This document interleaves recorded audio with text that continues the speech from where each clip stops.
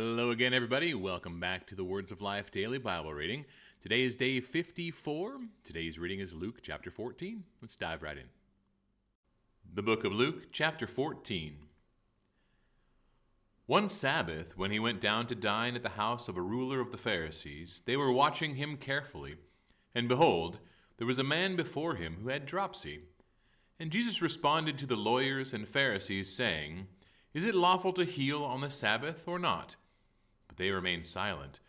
Then he took him and healed him and sent him away. And he said to them, "Which of you, having a son or an ox that has fallen into a well on a Sabbath day, will not immediately pull him out?"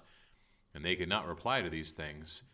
Now he told a parable to those who were invited, when he noticed how they chose the places of honor, saying to them, "When you are invited by someone to a wedding feast, do not sit down in a place of honor, lest someone more distinguished than you be invited by him. And he who invited you both will come and say to you, 'Give your place to this person,' and then you will begin with shame to take the lowest place. But when you are invited, go and sit in the lowest place, so that when your host comes, he may say to you, 'Friend, move up higher.' Then you will be honored in the presence of all who sit at table with you. For everyone who exalts himself will be humbled, and he who humbles himself will be exalted." He said also to the man who had invited him, "When you give a dinner or a banquet, do not invite your friends or your brothers or your relatives or rich neighbors, lest they also invite you in return, and you be repaid. But when you give a feast, invite the poor, the crippled, the lame, the blind, and you will be blessed, because they cannot repay you. For you will be repaid at the resurrection of the just." When one of those who reclined at table with him heard these things, he said to him, "Blessed is everyone who will eat bread in the kingdom of God."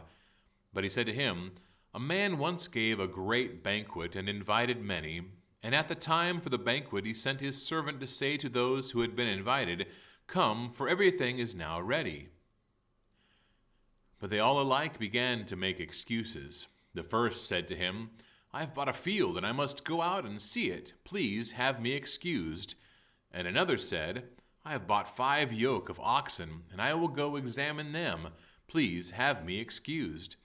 And another said, 'I have married a wife, and therefore I cannot come.'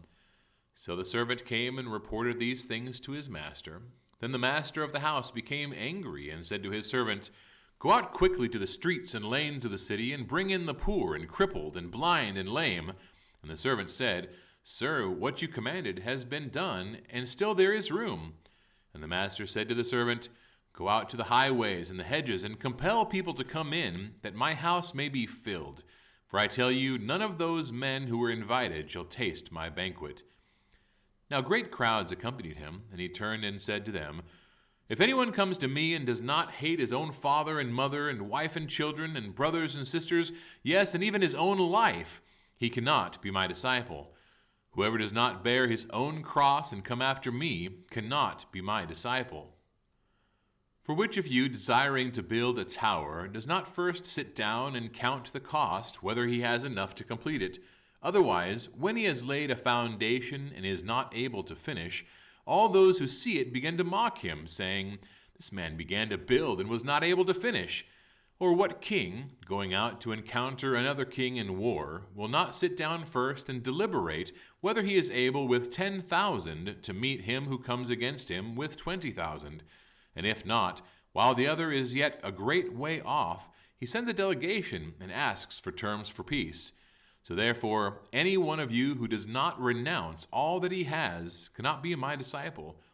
Salt is good, but if salt has lost its taste, how shall its saltiness be restored? It is of no use either for the soil or for the manure pile. It is thrown away. He who has ears to hear, let him hear."